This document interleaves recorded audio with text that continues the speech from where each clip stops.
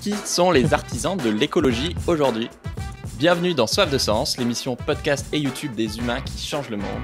Chaque semaine, je reçois un invité écolo, féministe ou solidaire pour t'aider dans ta quête de sens. Et aujourd'hui, on accueille Jeanne du podcast Basilic pour parler des artisans de l'écologie. Salut Jeanne, ça va? Salut Pierre. Alors je te présente en 10 secondes. T'es la créatrice du podcast Basilic sur des initiatives écolo et positives depuis 4 ans, je crois. Et t'étais une des premières podcasteuses en France, donc félicitations. Où tu donnes la parole à des artisans et à des petites entreprises écolo principalement, comme Carole qui aide des femmes au Bénin à sortir de la pauvreté avec leur beurre de karité brute, Marjorie, la créatrice de rasoirs zéro déchet pour femmes, ou encore Alice qui affine des fromages véganes à partir de lait de noix de cajou, en respectant les techniques traditionnelles. Pour commencer, est-ce que tu peux nous parler d'un artisan écolo qui t'a touché? Alors, je prends souvent cet exemple qui est celui de Laetitia Van de Waal, la créatrice de l'Amazona, parce que j'ai eu la chance de travailler avec elle au début de ma carrière professionnelle. L'Amazona, c'est une entreprise française qui propose des cosmétiques solides zéro déchet. Et Laetitia, elle a vraiment cette vision. Quand moi, j'étais en stage, on était toutes les deux en stage, enfin, j'étais en stage pour elle, on était toutes les deux dans un bureau qui faisait 13 mètres carrés avec le stock, le chien, Laetitia et moi.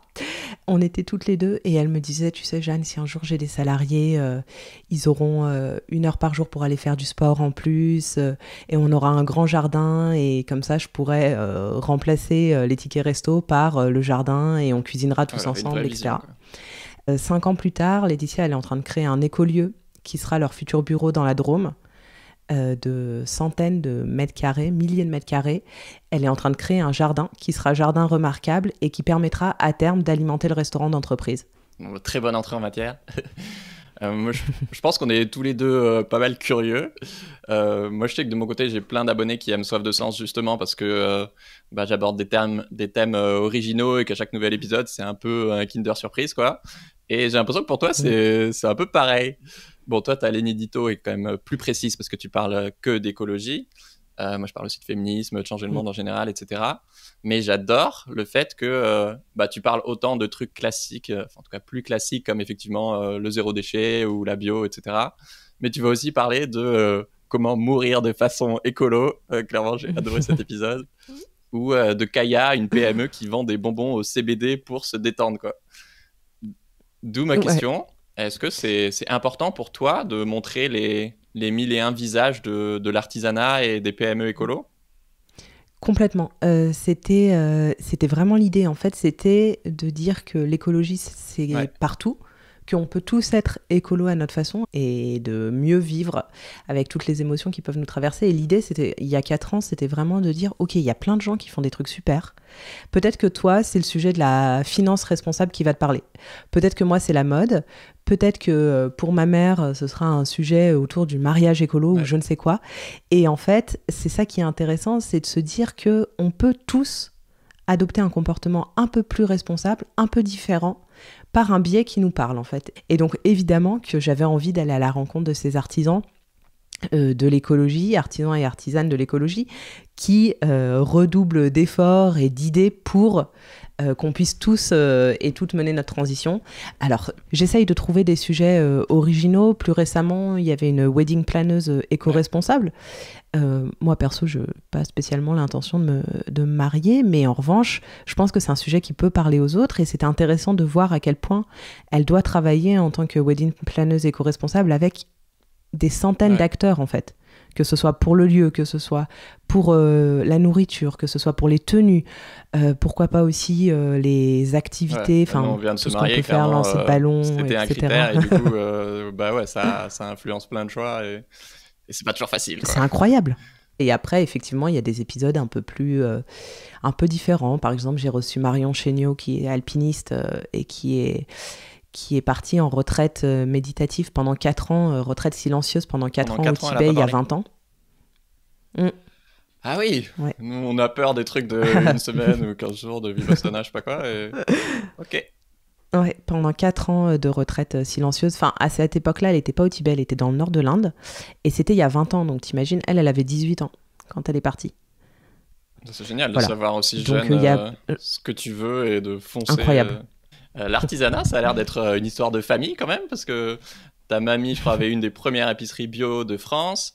Et surtout, ton papy était herboriste, je crois, et vendait des plantes brutes, donc des racines sur les marchés en Belgique, comme de l'aubier de tilleul, qui apparemment permet de lutter contre l'hypertension, ou de la prêle des champs pour apaiser les douleurs. Bref, tu dis des remèdes d'agriculteurs qu'on a oubliés, quoi. Complètement. Oui, c'est quelque chose qui est dans la famille depuis toujours, les plantes aussi. Moi, je le dis souvent, mais j'ai grandi dans une famille assez écolo. Ça n'a pas été toujours facile, alors pas du tout triste ou quoi, mais j'ai parfois eu l'impression d'être un peu incomprise. Oui, à l'époque, tu étais plus marginalisée que tendance, quoi. Voilà, certains camarades de classe, etc. Mais c'était pas grave, j'en ai pas souffert du tout. Mais c'était rigolo de voir comment, en fait, au sein de la famille, il y a des choses qui jouent et que quand tu arrives à l'école et que tu es confronté à d'autres idées, tu dis ah ok, alors attends, tout le monde ne pense pas, ne pense pas comme moi et tu réalises ça en fait assez jeune, et tant mieux. Mais il y en a plein, mais tu vois, quand tu arrives à l'école avec des galettes de riz au goûter, oui. Personne n'a envie de te piquer ton goûter, quoi. Clairement, t'es tranquille.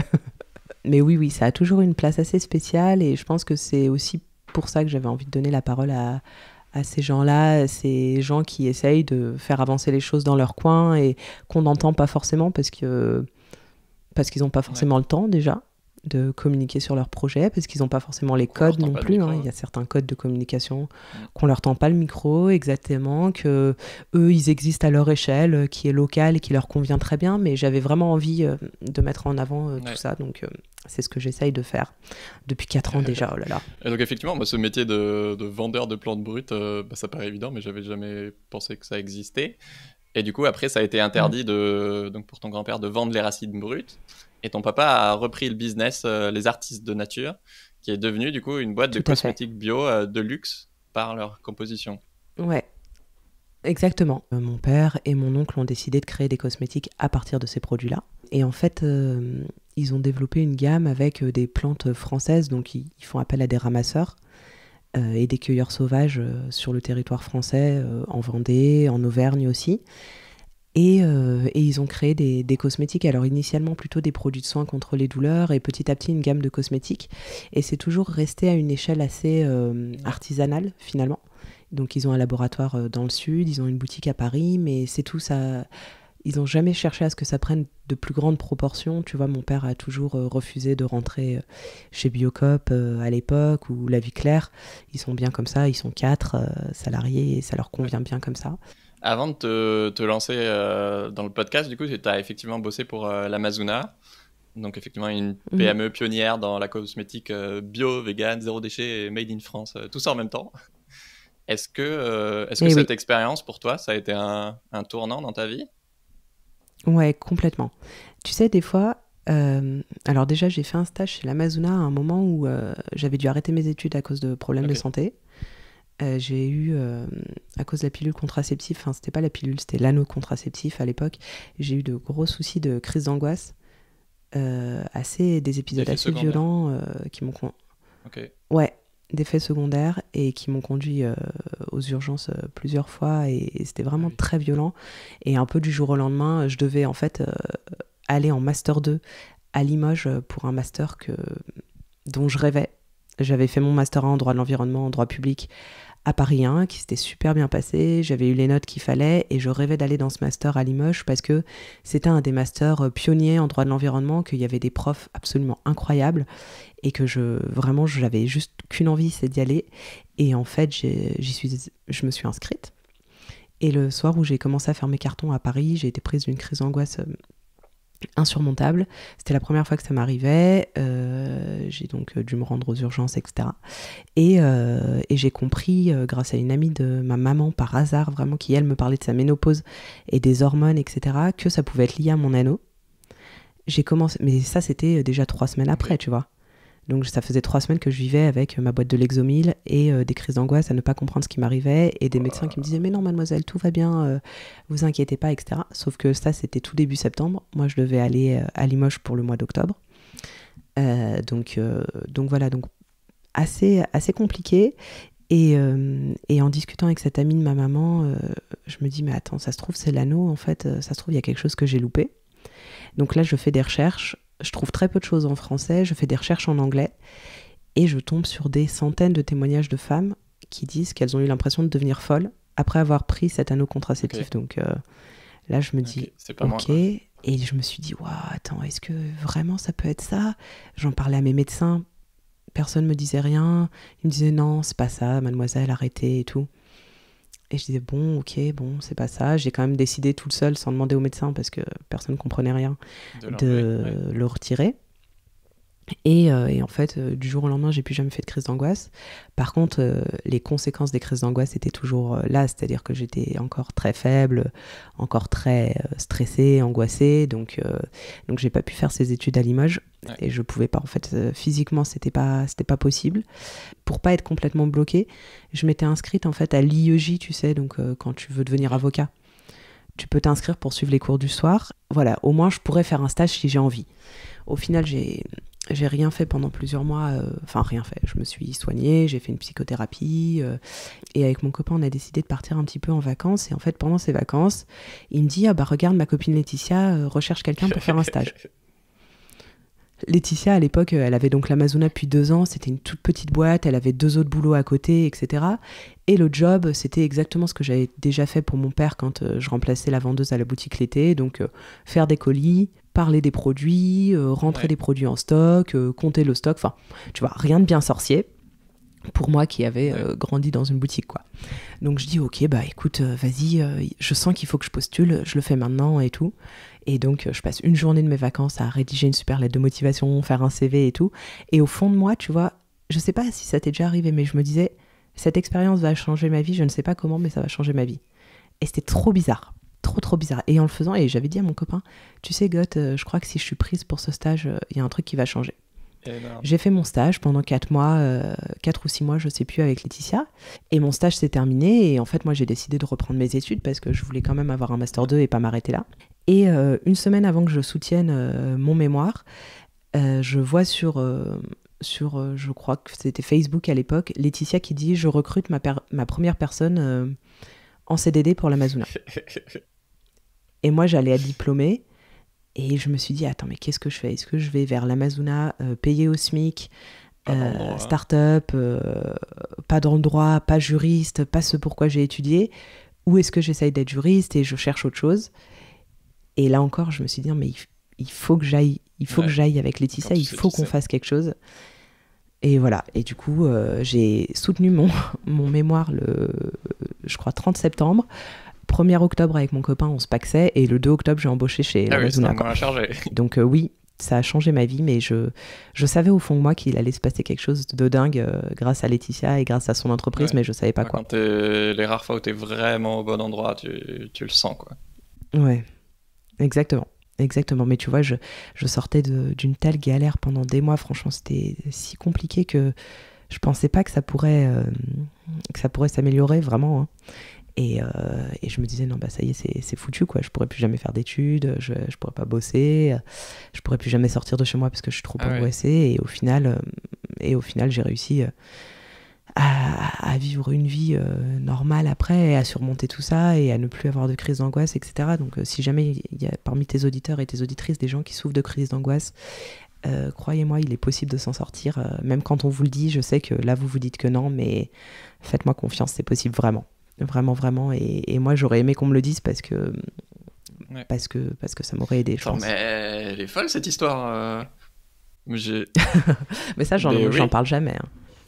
J'en parle jamais. Mais bon, là, je me sens à l'aise. Mais même ta communauté, elle est pas au courant? Non, pas trop. J'en parle pas trop souvent parce que ça a pris du temps pour que ça s'apaise aussi. Et qu'après, quand j'étais loin, quand j'étais à Hong Kong... ça se passait, là je sentais que j'étais alignée, que j'étais au bon endroit au bon moment, et je savais pas en rentrant en France si ce serait toujours la même chose, et j'avais un peu une appréhension de me dire peut-être qu'une fois que je serai rentrée en France, ça va revenir en fait, cet état anxieux, etc. Et en fait, 1 an après être rentrée, je peux confirmer que non, et que ça va toujours bien. Parce que là, ça fait que 1 an que t'es rentrée. Donc je pensais pas que c'était aussi frais. Ok. Avec les auditeurs et les auditrices, j'envisage de le faire, mais il faut que je trouve le bon ton. Et tu vois, c'est facile quand on me pose des questions, c'est plus facile.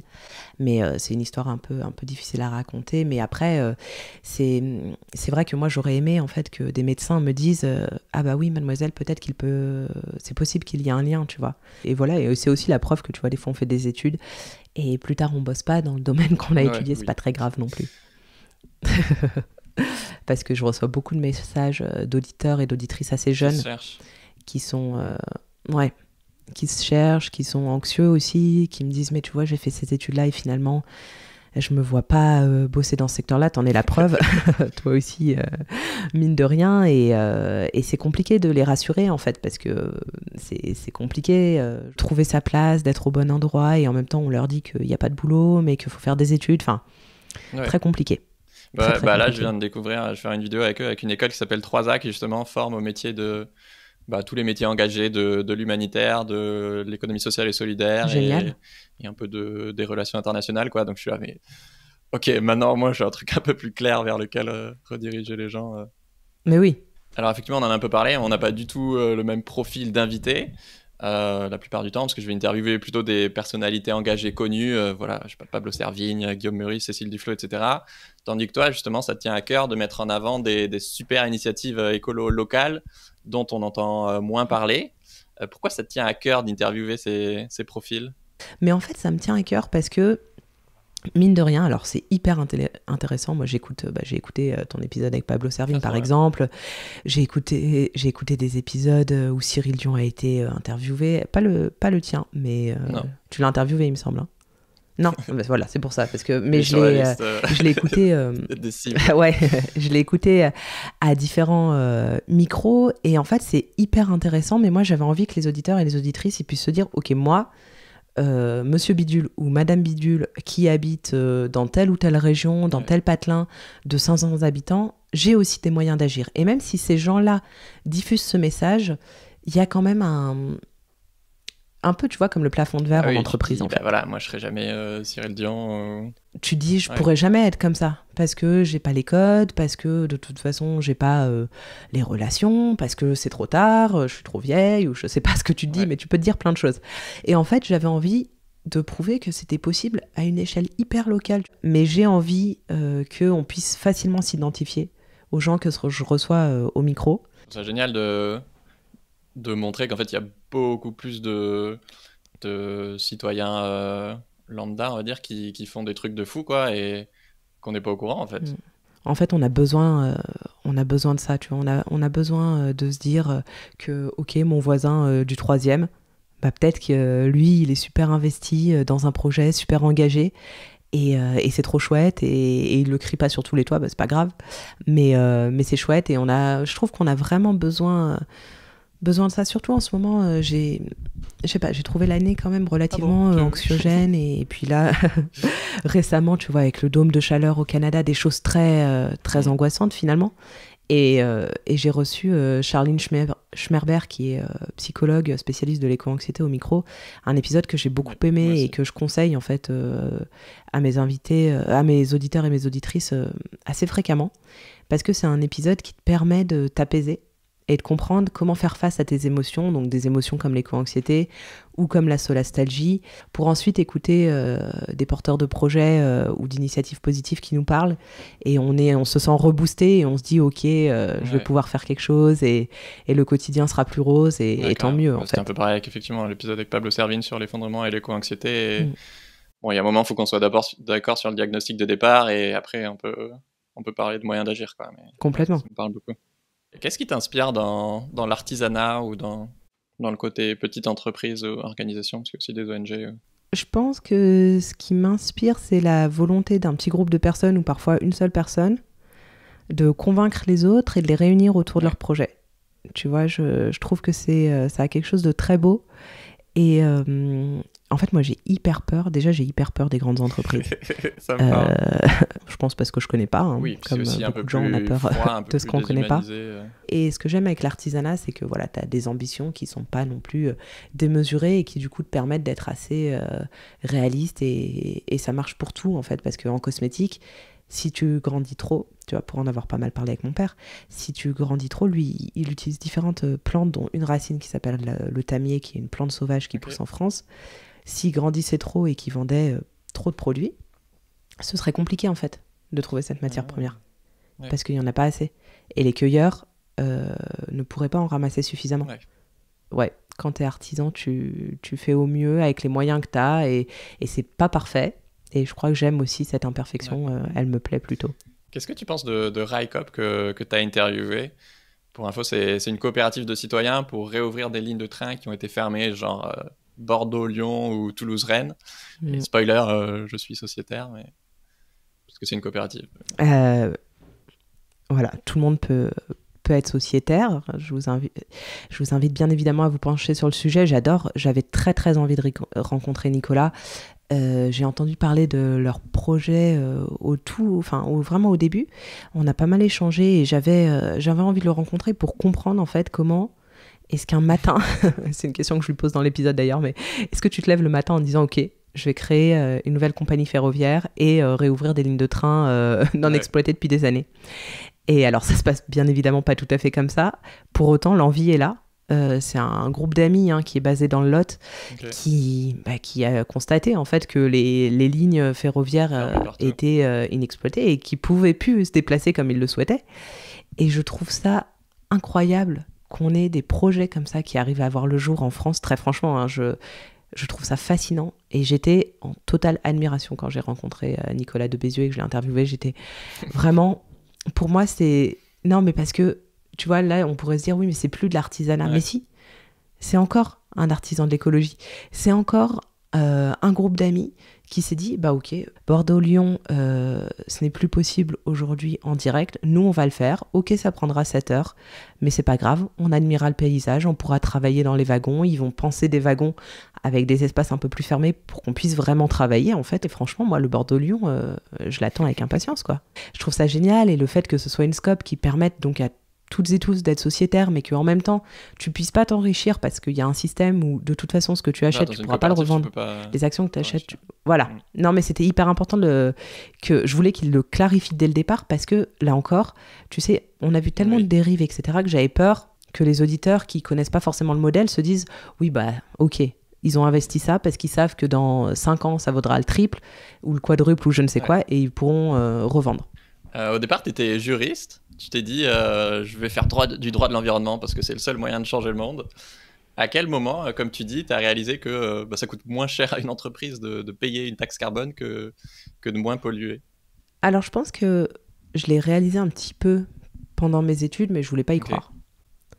J'étais à Paris 1, donc à la Sorbonne, pour mon Master 1, avec des profs... très taiseux, tu vois, dans la recherche du droit de l'environnement. Qu'est-ce que ça veut dire le droit de l'environnement? Ça veut dire quoi, taiseux, pardon? Bah, je sais pas, mais des gens qui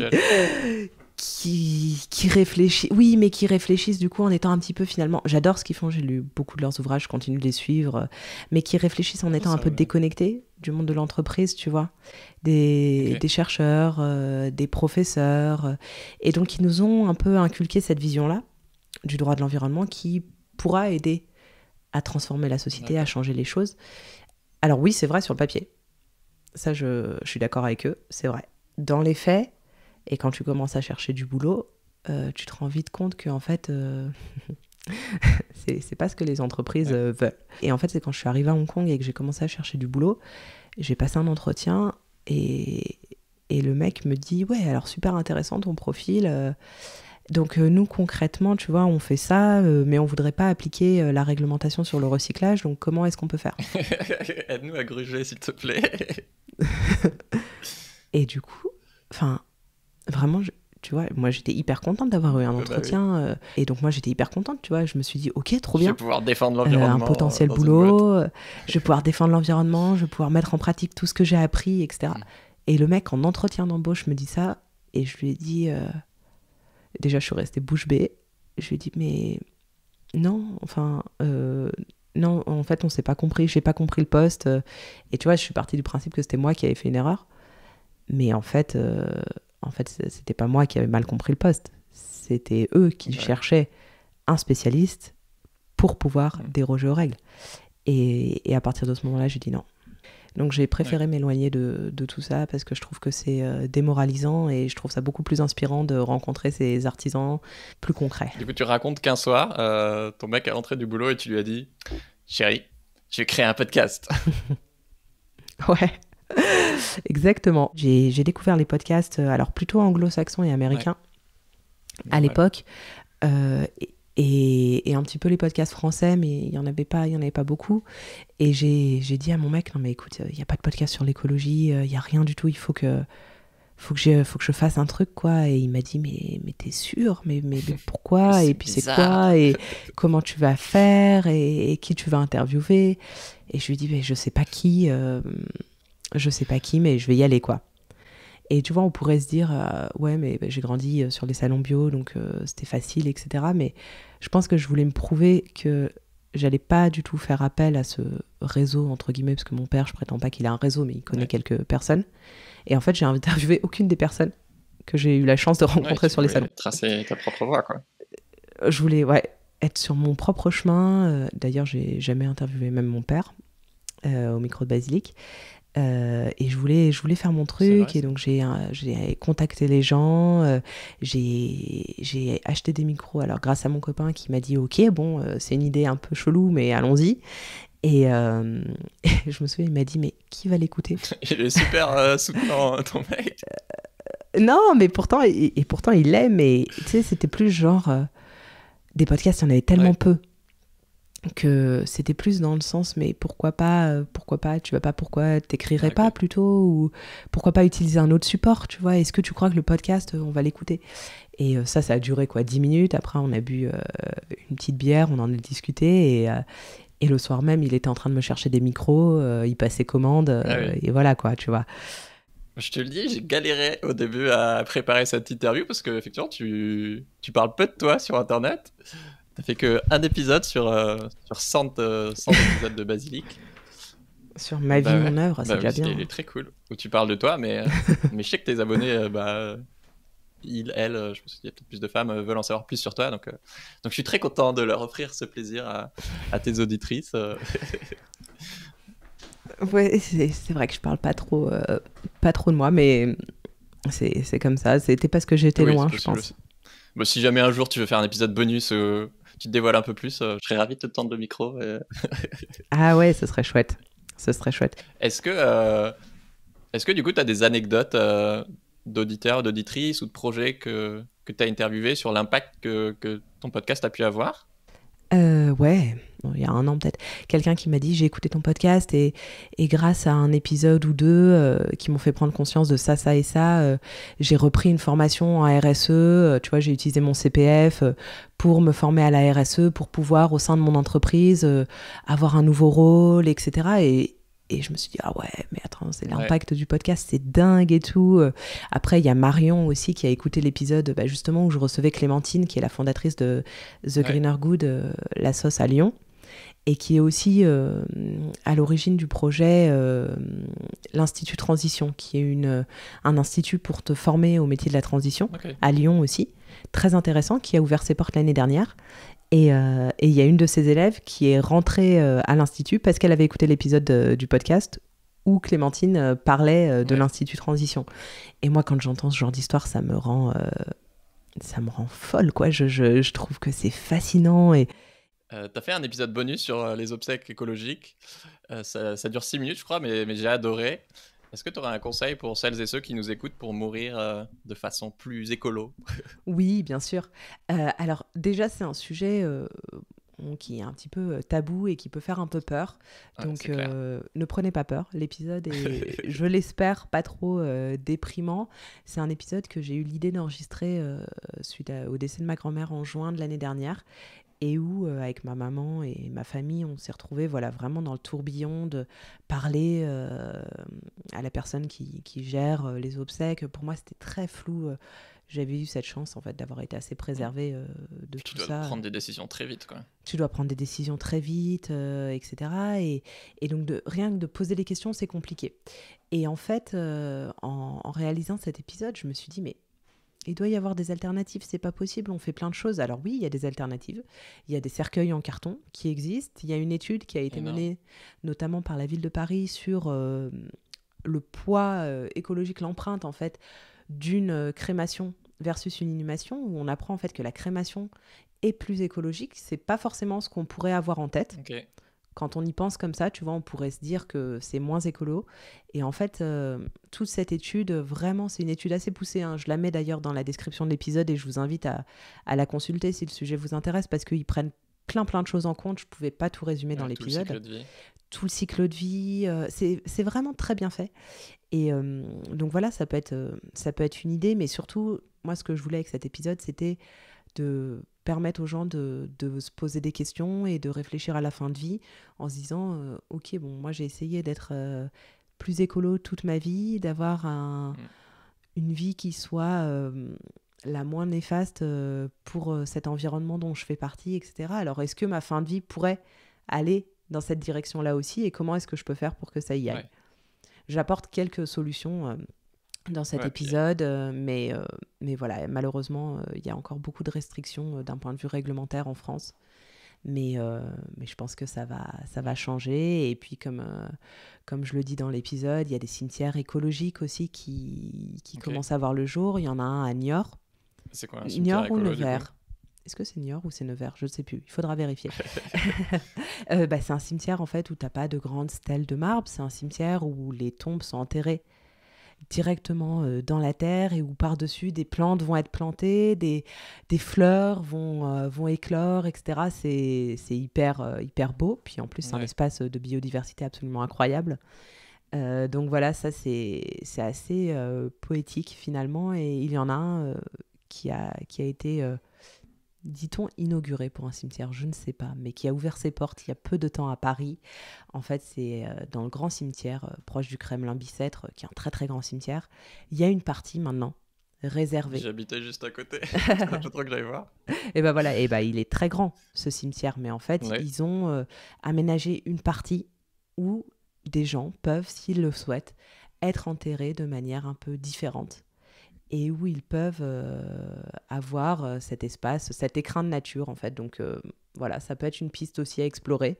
Mais il y a plein de choses en fait auxquelles on pense pas, et vraiment, je vous invite à poser la question au prochain repas de famille, parce que c'est pas un sujet qui doit être tabou, et c'est un sujet qui doit, au contraire, je trouve qu'on doit mourir en accord avec les valeurs qu'on a défendues toute notre vie, quoi. Bah, surtout que souvent on sait même pas que ça existe, alors qu'on serait ravis de le faire, mais surtout encore plus des grands-parents ou c'est ça, et des puis, personnes de plus de 60-70 ans. Et puis même nous, tu vois, qui sommes assez avertis, en fait, une fois que tu te retrouves devant les pompes funèbres et qu'on dit t'as tel choix, tu fais avec ce que t'as quand même dans la phase de deuil, t'es démuni, t'es bouleversé, t'y penses pas, quoi. Donc vaut mieux y réfléchir quand tout est apaisé, et comme ça, après, c'est plus un sujet. Ouais. Tu disais que tu avais un peu le syndrome de l'imposteur, comme beaucoup de gens, alors que ce que tu fais est génial. J'ai 2 anecdotes pour argumenter, effectivement. Quand tu as créé ton podcast, tu l'as dit à personne, à part ton mec. Et un jour, tu as une amie qui a reconnu ta voix, j'imagine, et qui te dit mais Jeanne, c'est toi qui fais Basilic?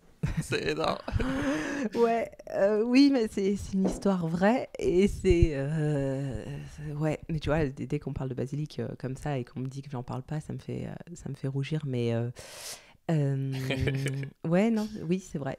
Un jour à Hong Kong, j'ai une copine qui m'a dit mais Jeanne, c'est toi qui fais le podcast Basilic et tout, et en fait il y avait déjà eu plusieurs épisodes, et donc elle avait pu faire le lien. Et je lui dis oui, mais pourquoi, enfin tu connais, elle me dit ouais, on m'en a parlé, et du coup là je me suis dit attends, mais quoi, on t'en a parlé, mais qui t'en a parlé? Et ça a fait un peu effet boule de neige, et je me suis dit waouh, trop bizarre, et ça me fait encore hyper bizarre. Tu vois, la dernière fois j'ai des amis qui m'ont dit ah ouais Jeanne, trop drôle, on était à un mariage et on parlait podcast à table, et il y a une nana qui dit ah moi j'adore le podcast Basilic, et mes potes qui répondent ah ouais, c'est une copine à nous, on était ensemble à Hong Kong et tout. Et quand on me dit ça, mais c'est... Tu vois, j'ai envie d'aller me cacher, quoi. Ah ouais? Ah ouais. Tu dois être trop fière. Non, mais je suis contente, mais c'est encore... on se rend pas compte de bah nous on crée un bébé et puis après il vit sa vie quoi. Ouais, voilà, c'est Il se rend ça. pas compte de C'est ça, ce qui exactement. se passe après quoi. Mais je suis trop... Ouais, non, je suis hyper fière. Je suis Ouais. hyper fière. Alors évidemment, j'ai le syndrome de l'imposteur, comme beaucoup de gens, j'imagine. Et voilà, mais ça m'a jamais empêché de continuer à faire mon Oui. podcast et j'ai pas l'intention d'arrêter. Ouais. Et la deuxième anecdote, c'est que tu parles jamais de ton podcast quand tu te présentes. Et un jour, sur un salon, tu te présentes à quelqu'un et t'as tes deux copines à côté qui te mettent un coup de pied. Mais pourquoi tu parles pas de ton podcast? Ouais, oui, c'est vrai, ça aussi, c'était à Hong Kong encore. Et c'était un salon, bon, c'était plus un événement, quoi, on va dire, avec l'écolosphère de Hong Kong. Ouais. Et je parlais pas du tout, j'ai pas dit du tout que j'étais podcasteuse et que j'avais un podcast consacré à l'écologie et tout. Ouais, je sais pas. En tout cas, au fil des années, moi, j'ai plus du tout de mal à dire bah, j'ai une chaîne YouTube ou un podcast sur Ouais, des gens qui changent le monde, quoi. ouais, mais je pense que ça vient petit à petit et Mais oui, oui, c'est pas non plus. voilà, faut travailler dessus. Mais après, je me force quand même sur pas mal de choses. Et par exemple, tu vois, mon copain m'avait dit qu'il avait lu, alors je crois qu'il a lu un article ou écouté une émission sur, alors pas tout à fait le syndrome de l'imposteur, mais sur le fait que quand des hommes sont invités à parler à une conférence ou pour répondre à une interview, etc., ils disent tout le temps oui, même si c'est un Ouais. sujet qu'ils maîtrisent pas complètement. Ouais. Tu vois. Ouais, Et là, ouais, ouais. il y a pas très longtemps, il y a une journaliste, je sais plus pour quel mag, je ne sais plus. Ok. Je crois Marie-Claire, mais je suis pas sûre où le elle. Enfin bon, bref, un magazine féminin, quoi, Mm. qui m'a écrit en me disant bonjour Jeanne, j'aimerais vous interviewer sur les cosmétiques et le rapport à la nature et aux agriculteurs, etc.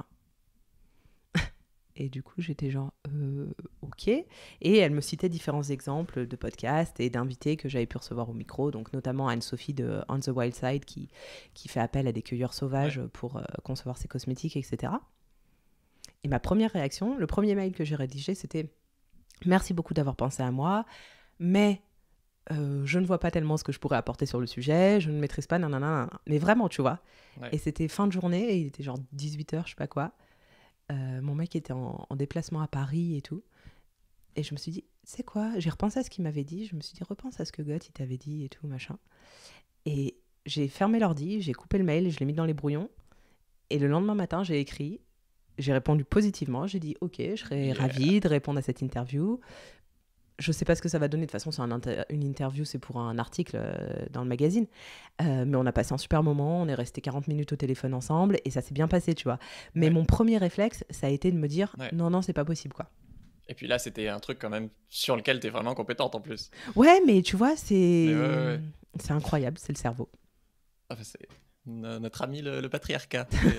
Mais ouais, mais on a beaucoup parlé avec Lorraine Bastide sur Oui. effectivement l'invisibilisation de la parole des femmes. Et enfin bref. Mais ouais, ouais. Mais du coup, je lis et j'écoute plein de choses sur le sujet et je trouve ça passionnant et vraiment, j'invite tout le monde à écouter là-dessus et pas que les femmes, les Ouais. hommes aussi. Bah, c'est clair.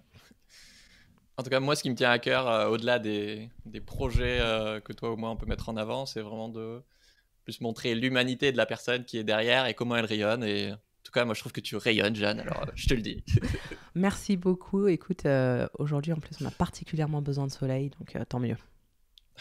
Pour cette dernière partie, l'émission s'appelle Soif de sens. On va parler un peu de ta quête de sens. Toi, qu'est-ce qui donne du sens à ta vie? Plein de choses. Déjà, toutes mes discussions avec mes invités, Ouais. ça me nourrit énormément, c'est incroyable. Et franchement, je sais qu'il existe beaucoup de podcasts aujourd'hui, etc. Mais si vous hésitez, si vous avez envie d'aller à la rencontre d'autrui, tendez-leur un micro, tendez-leur votre oreille. Franchement, ça nourrit, mais je te jure, je ressors de chaque échange hyper enrichi, hyper positive, etc. Donc ça me nourrit Ouais. beaucoup. Après, est-ce cliché de dire mon fils, je ne sais pas, mais Oui, mais on s'en fout. mais j'apprends beaucoup en fait. Je pensais pas du tout. On en a beaucoup réfléchi avec mon copain avant d'avoir un enfant. Est-ce que c'est écolo? Est-ce que c'est éthique? Est-ce que blabli blablou? Et en fait, j'apprends beaucoup en le regardant grandir. J'apprends, tu vois, tous les petits gestes qu'il fait et tous les automatismes que lui acquiert aujourd'hui. Je me dis, mais attends, c'est génial quand on va avoir une armée d'enfants engagés, sensibilisés, investis, et ça va être trop chouette, quoi. Donc ça donne un sens très positif. Ouais. Et comment ton rapport au sens, il a évolué avec le temps? Je pense qu'il s'est apaisé. Je Ouais. pense qu'il s'est apaisé. Je pense que il y a une petite dizaine d'années, enfin un peu moins de 10 ans, tu vois, au moment de mes crises d'angoisse, de mon anxiété généralisée, etc., c'était assez compliqué de trouver du sens et je savais pas où j'allais, et ça m'angoissait beaucoup. C'était très flou. Et, euh, et aujourd'hui, cette quête de sens, ça m'angoisse plus. Ça m'angoisse plus, même si je sais pas toujours où on va. Tu vois, on a Mm. déménagé, on a quitté tous nos repères pour déménager avec un petit bébé et s'installer dans une nouvelle ville. Alors, on n'est pas du tout, je veux dire, on n'est pas du tout à plaindre ou quoi, c'est pas ça. Mais je veux dire, ça m'angoisse plus. Je sais que ça va, que je trouverai les réponses et que si je les trouve pas, j'ai les outils aussi Ouais. en moi qui m'aideront à avancer et le sens pour moi il est là, tu vois. La méditation, ça m'a énormément aidé au moment de mes crises d'angoisse, ça m'a permis de surmonter des obstacles de dingue et même si je la pratique plus au quotidien, je sais que je peux toujours me réfugier dans cette pratique si j'ai du mal à retrouver mon chemin, tu vois. Même ta réponse, elle est apaisante, quoi. Ouais, après, pour autant, comme pour tout le monde, hein, des fois c'est plus facile que Oui. dans Ouais. certaines périodes de la vie. Bah, merci Jeanne, c'était très inspirant. Si toi Merci aussi Pierre, c'était qui... génial. Ah, trop bien. J'avais Si un toi peu aussi... peur. Ah ouais? Ouais, j'appréhendais un peu et tout. En plus, c'est filmé et tout. Je me disais que ça allait être stressant, mais en fait, c'était un chouette moment. Il nous manquait plus qu'une bière et c'était bon, quoi. Ouais, on rattrapera ça la prochaine fois. C'est clair. Si toi aussi qui nous écoutes, ça t'a plu, bah, je te conseille évidemment d'aller voir le podcast Basilique de Jeanne. Et je te conseille aussi les épisodes sur l'écologie de Soif de Sens, notamment avec un autre copain podcasteur, Julien Vidal, sur 5 métiers écolos du futur. Et si tu veux plus d'épisodes avec des humains badass inspirants qui changent le monde comme Jeanne, et ben abonne-toi et partage cet épisode avec un ami, ça m'aide beaucoup. Ciao tout le monde!